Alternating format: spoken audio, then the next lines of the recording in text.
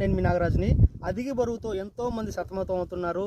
ఎన్ని ప్రయోగాలు చేసినా, లక్షల రూపాయలు ఖర్చులు పెట్టినా, అనేక రకమైన డైట్లకి లక్షల రూపాయలు ఖర్చు పెట్టి ఎంతోమంది సతమతమవుతున్నారు. వాళ్ళు డబ్బు మరియు శ్రమ, టైం వేస్ట్ చేసుకుంటుంటారు. అలాంటి వారికి ఎలాంటి ఖర్చు లేకుండా అతి తక్కువ ఖర్చుతో నేను ఏది చెప్పినా సరే మీతోటి ఎక్కువ డబ్బులు ఖర్చు పెట్టించును.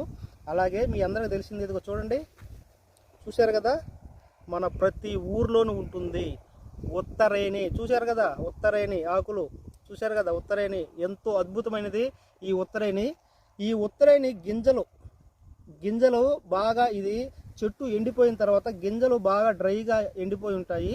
అలాంటప్పుడు ఈ ఉత్తరేణి గింజలు బాగా సేకరించేసి బాగా దంచి దాని మీద ఉన్న పొట్టు మాత్రం తీసేయాలి ఖచ్చితంగా, ఎందుకంటే ముళ్ళు నూగుంటుంది దాంట్లో.